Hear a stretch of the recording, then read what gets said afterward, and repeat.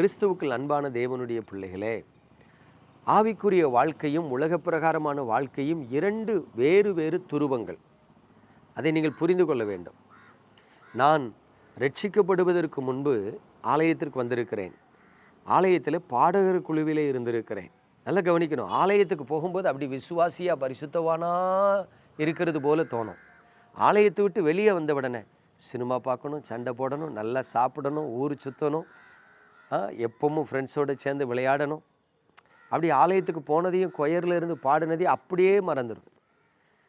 நான் நினைத்து பார்க்கிறேன், இன்றைக்கும் இந்த உலகத்தில் நீங்கள் கவனித்து பாருங்கள், கிறிஸ்துவ வட்டாரத்தில் பிரபலமாக தெரிகிற தேவ மனிதர்கள்லாம் உலகத்தில் இருக்கிற தேவனை அறியாத புறஜாதிகளுக்கு ஒரு பொருட்டே கிடையாது. அவங்க யாருன்னு தெரியாது. அவங்க பேரை கூட கேட்டிருக்க மாட்டாங்க. அப்படி ஒரு ஊழியக்காரர் இருக்காருன்னு யாருக்கும் தெரியாது.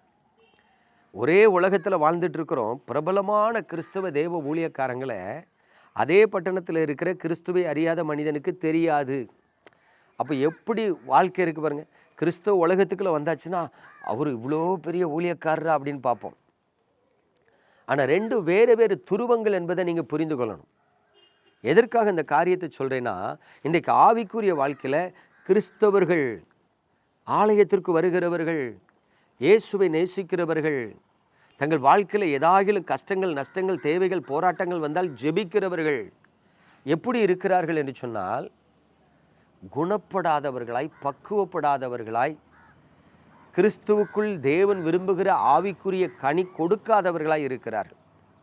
அதற்கு காரணம் என்ன என்று சொன்னால், எவ்வளவுதான் ஆலயத்தை நேசித்து ஆண்டவரை தேடி அவருடைய பாதத்தில் வந்தாலும், நான் நிறைய கூட்டங்களில் பிரசங்கிக்கும் பொழுது பார்ப்பேன், ஆலயத்துக்குள்ள ஒரு 300 பேர் இருந்தால் ஒரு 100 பேர் பிரசங்கத்தை கவனிக்கவே மாட்டாங்க. உட்காந்து சின்ன பிள்ளைகள்கிட்ட விளையாடிக்கிட்டு இருப்பாங்க, தூங்கிக்கிட்டு இருப்பாங்க, கதை பேசிக்கிட்டு இருப்பாங்க.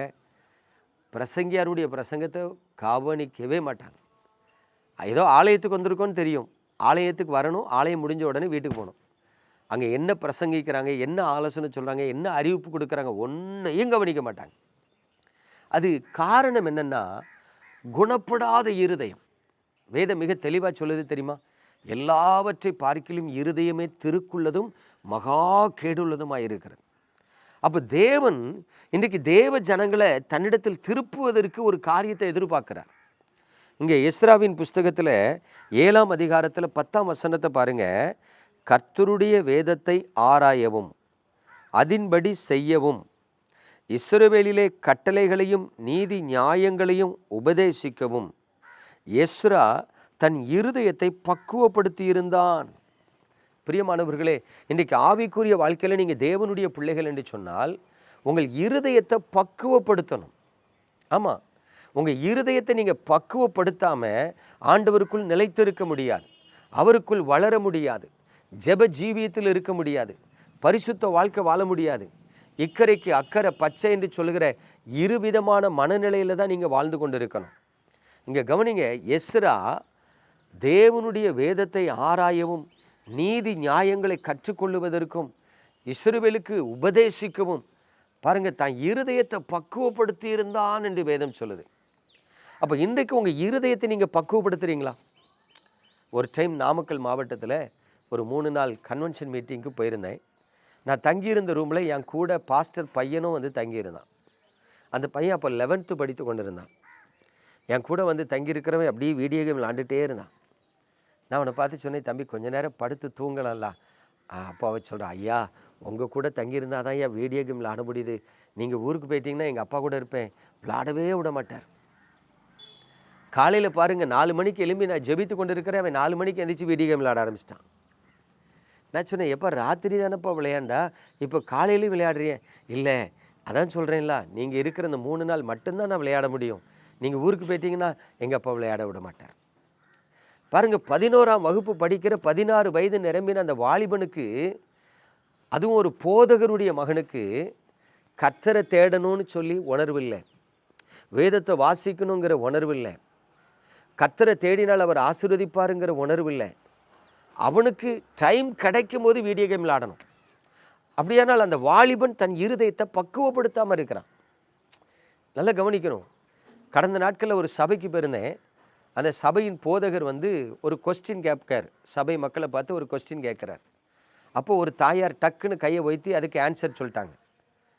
உடனே இவர் பார்த்தீங்கன்னா, ஏம்மா நீ சொல்லாதம்மா, நீ கையை கீழே போடு அப்படின்னு சபையில் அவர் கேட்ட கேள்விக்கு பதில் சொன்ன தாயாரை ஒரு அதட்டு போட்டார் பாருங்க. அந்த அம்மா அப்படியே மனசொடிஞ்சிட்டு, ஐயா சபையாரை பார்த்து தான் ஒரு கேள்வி கேட்காரு, சபையில் யாருனாலும் சொல்லலாம். அந்த கூட்டம் முடிஞ்சோன்னே பாஸ்டர் பார்த்து கேட்டேன், ஏன் பாஸ்டர் நீங்கள் கோவப்பட்டீங்க? இல்லை, எப்போ நான் கேள்வி கேட்டாலும் அவள் தான் முதல்ல பதில் ஆன்சர் சொல்கிறான். சரி சொல்லட்டுமே, நல்லது தானே. நீங்கள் ஆன்சர் சொன்ன அந்த லேடியை இப்படி எல்லாருக்கும் முன்னாடி திட்டுனீங்கன்னா அவங்க மனசு உடஞ்சிராதா?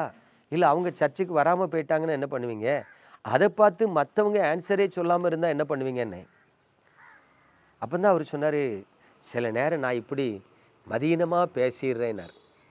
அப்போ நல்லா கவனிச்சு பாருங்க, ஒரு தேவ மனிதனாக இருந்தாலும் தன் இருதயத்தை பக்குவப்படுத்தாததினால் தன் சபையாரிடத்தில் காரணமில்லாமல் கோவப்படுகிறார்.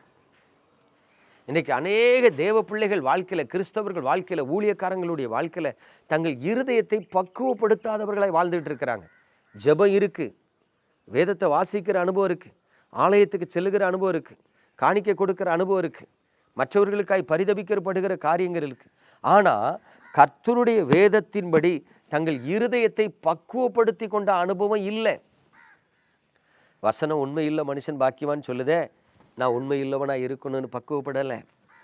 பொறுமை இல்லவர்கள் பாக்கியவான்கள்னு சொல்லியிருக்கேன், நான் பொறுமையாக இருக்கிறதுக்கு என் இருதயத்தை பக்குவப்படுத்தவே இல்லை. அதனால தான் நம்ம அநேகருடைய வாழ்க்கை ஏட்டு சொரக்காயாக இருக்கு. வேதம் என்ன சொல்லுது? கர்த்தருடைய வேதத்தை நேசிக்கிறவர்களுக்கு மிகுந்த சமாதானம். உலகம் என்ன சொல்லுது? ஏட்டு சொரைக்காய் கறிக்கு உதவார். அப்போ நீங்கள் கடமைக்கு வேதத்தை வாசித்து கடமைக்கு ஜெபிக்கிறவர்களாக இருந்து உங்கள் இருதயத்தை பக்குவப்படுத்தாமல் இருப்பீங்கன்னா அது பிரயோஜனமற்ற கிறிஸ்தவ வாழ்க்கை. நல்லா கவனிங்க. ஒரு தாயார் என்னிடத்துல வந்து சொல்கிறாங்க, என் வாழ்க்கையில் கடன் பிரச்சனை மாறவே இல்லை. நான் கேட்டேன், எத்தனை வருஷமாக கடன் இருக்கும்? அவங்களும் சொல்கிறாங்க, ஒரு 7 வருஷமாக கடனில் இருக்கேன். சரி, நீங்கள் இந்த கடன் பிரச்சனையை மாற்றும் ஆண்டவரேன்னு ஜெபித்தீங்களா? ஆமாம் ஜெபித்தேன். நான் கடன் வாங்கக்கூடாதுன்னு நீங்கள் தீர்மானம் எடுத்தீங்களா? இல்லை பிரதர். நான் கேட்டேன், ஏன் கடன் வாங்கக்கூடாதுன்னு தீர்மானம் எடுக்கலை? கடன் அடைக்கிறதுக்கே கடன் வாங்கி தானே கொடுக்க வேண்டியிருக்கு. இப்போ யோசித்து பாருங்கள், நிறைய பேர் தங்களை புத்திசாலியாக நினச்சிக்கிடுறான். முதல்ல ஒரு கடன் இருக்கும் 500 ரூபா. அந்த கடனை அடைக்கிறதுக்கு இவன் 1000 ரூபா கடன் வாங்குவான். 500 ரூபா கடன் அடைக்க 500 ரூபா தனக்கு செலவுக்கு. இப்போ 500 ரூபா கடன் 1000 ரூபா கடன் ஆகிட்டா, திரும்ப அந்த 1000 ரூபா கடன் அடைக்கிறதுக்கு இன்னொருத்தன்ட்டு 1000 ரூபா கடன் வாங்கி கொடுக்கணும். சிலர் என்ன நினச்சிட்டு இருக்காங்கன்னா, நம்ம இப்படி வாங்கி வாங்கி கொடுத்து சமாளிச்சிடலாம். இல்லை, நீ 500 ரூபா கடன் வாங்கினதோடு நிப்பாட்டு. அதுக்கப்புறம் கடனே வாங்காத, என்ன காரியத்துக்கும் கடன் வாங்காத. நீ தந்தா நான் சாப்பிடுவேன், நீ தந்தா நான் சுகமாக இருப்பேன், நீங்கள் தந்தா அந்த கடன் அடைப்பேன்னு சொல்லி பாருங்கள், நிச்சயமாக தருவார். நம்ம தீர்மானங்கள் எடுக்கிறதே இல்லை. எனக்கு அன்பான தேவனுடைய பிள்ளைகளே, இன்றைக்கு ஆவிக்குரிய வாழ்க்கையில் தேவனுடைய பிள்ளைகள் என்று சொல்லிக்கொண்டு அநேகர் சாட்சி இல்லாமல், உண்மை இல்லாமல், வெற்றியுள்ள வாழ்க்கை இல்லாமல் இருப்பதற்கு காரணம் தங்கள் இருதயத்தை பக்குவப்படுத்தாமல் இருக்கிறார்கள். ஒரு கணவனுக்கு என்ன பிடிக்கும் மனைவிக்கு கண்டிப்பாக தெரிஞ்சிருக்கணும். என் கணவர் எதை விரும்புவார், எதில் விரும்ப மாட்டார் தெரியணும். என் கணவர் ஏன் கோவப்படுவார், ஏன் கோவப்பட மாட்டார்னு மனைவிக்கு தெரிஞ்சிருக்கணும். அதை தெரிந்து பக்குவப்பட்ட பெண்கள் பார்த்திங்கன்னா அந்த குடும்பத்தை ஞானமாக கட்டுவாங்க. அதே போல் தான் ஆண்களும். மனைவி எப்போ சண்டைக்கு வர மாட்டான்னு தெரிஞ்சிருக்கணும். உங்கள் இருதயத்தை நீங்கள் பக்குவப்படுத்துங்க, கர்த்தருக்குள் சுகமாக வாழ்ந்திருப்பீங்க, ஆசீர்வாதமாக இருப்பீங்க. நீங்கள் இருதயத்தை பக்குவப்படுத்தாமல் அவன் அப்படி தான், அவன் அப்படி தான், இவன் இப்படி தான் செய்வான், மற்றவர்களே குறை சொல்லி குற்றப்படுத்தி கொண்டு இருந்தீங்கன்னா உங்கள் வாழ்க்கையில் சமாதானமே இருக்காது. நீங்கள் எப்படி ஆசீர்வதிக்கப்பட முடியும்? பிரியமானவர்களே, இயேசு கிறிஸ்துவின் அன்பின் நாமத்தில் கேட்குறேன், உங்கள் இருதயத்தை பக்குவப்படுத்துங்கள். நம்ம ஜெபிப்போமா? எங்கள் அன்பின் பரலோக தகப்பனே, கிருபையுள்ள கரத்திலும் இது பிள்ளைகளை தருகிறேன், உம்முடைய நாமத்திலும் இது பிள்ளைகளை ஆசீர்வதிக்கிறேன். பலத்தினாலும் அல்ல, பராக்கிரமத்தினாலும் அல்ல, கர்த்தருடைய ஆவியினாலேயே ஆகும் என்று எழுதியிருக்கிறபடி உம்முடைய நல்ல ஆவியானவர் உம்முடைய பிள்ளைகளை நடத்தி ஆசீர்வதிக்க, மேன்மைப்படுத்த உங்கள் பலத்த கரத்துக்குள்ள ஒப்பு கொடுக்கிறேன். ஒவ்வொரு குடும்பங்களுக்குள்ளும் தங்கள் இருதயத்தை பக்குவப்படுத்தி கொண்டவர்களை எழுப்பி தருவீராக. இந்த செய்திகளை கேட்கிற ஒவ்வொருவரையும் ஆசீர்வதிப்பீராக. இயேசு கிறிஸ்துவின் நாமத்தில் ஜெபிக்கிறேன் நல்ல பிதாவே, ஆமென்.